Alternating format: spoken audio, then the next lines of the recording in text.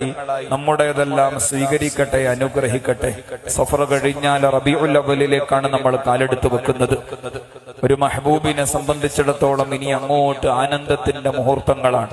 ഹബീബ് സല്ലല്ലാഹു അലൈഹി വസല്ലം കണ്ണിന്റെ കുളിർമ, ജീവാർപ്പണത്തിന്റെ കേന്ദ്രം, ആത്മാർപ്പണത്തിന്റെ ബിന്ദു, സ്വാദിഖുൽ മസ്ദൂഖ് റസൂലുള്ളാഹ് സ്വല്ലല്ലാഹു അലൈഹി വസല്ലം നേതാവിന്റെ തിരുജന്മം കൊണ്ട് അനുഗ്രഹീതമായ വിശുദ്ധമായ മാസം ഷഹ്ർ റബീഉൽ ഉദീത നബി, ശംസേ വീണ്ടു വിളിച്ച നബി, ശംസുകളാകെ വഹിച്ചു നബി, ഷാഫിഉ നബിയിൽ സ്വല്ലല്ലാഹ്, ഹസ്ബി റബ്ബി ജല്ലല്ലാഹ്, മാ ഫീ ഖൽബി ഗൈറുല്ലാഹ്, നൂർ മുഹമ്മദ് സ്വല്ലല്ലാഹ്, ഹഖ് ലാ ഇലാഹ ഇല്ലല്ലാഹ്.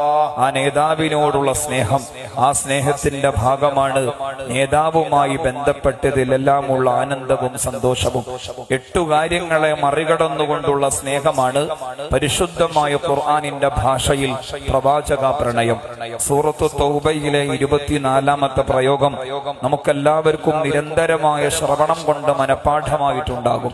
ഖുൽ ഇൻ കാന ആബാഉകും വഅബ്നാഉകും വഇഖ്വാനുകും വഅസ്വാജുകും വഅശീറതുകും വഅംവാലുൻ ഇഖ്തറഫ്തുമൂഹാ വതിജാറത്തുൻ തഖ്ശൗന കസാദഹാ വമസാകിൻ തർളൗനഹാ അഹബ്ബ ഇലൈകും മിനല്ലാഹി വറസൂലി വജിഹാദിൻ ഫീ സബീലി ഫതറബ്ബസൂ ഹത്താ യഅതിയല്ലാഹു ബിഅംരി വല്ലാഹു ലാ യഹ്ദിൽ ഖൗമൽ ഫാസിഖീൻ. പരിശുദ്ധമായ ഖുർആനിലെ ചിന്തനീയമായ സൂക്തമാണ് സൂറത്തു തൗബയിലെ 24-ാമത്തെ പ്രയോഗം. 8 കാര്യങ്ങളെക്കാൾ അധികം നബി സല്ലല്ലാഹു അലൈഹി വസല്ലമ തങ്ങളെ സ്നേഹിക്കണം.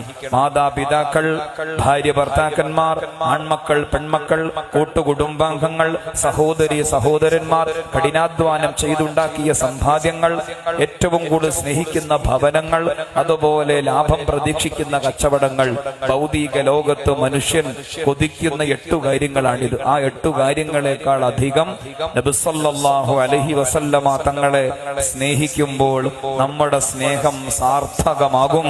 ആ വലിയ ചിന്തയാണ് ബനൂ ദീനാർ ഗോത്രക്കാരിയായ സ്വഹാബിയത്തായ വനിതയുടെ ജീവിതം ലോകത്തോട് വിളിച്ചു പറഞ്ഞത്. അഥവാ പിതാവിന്റെയും ഭർത്താവിന്റെയും മകന്റെയും സഹോദരന്റെയും മരണവാർത്ത ഒരു മനുഷ്യൻ സ്വജീവിതത്തിൽ കേൾക്കാൻ ആഗ്രഹിക്കാത്ത ഏറ്റവും കൈപ്പേറിയൊരു വാർത്ത കേൾക്കേണ്ടി വന്നപ്പോഴും സ്വഹാബി വനിത ബനൂ ദീനാർ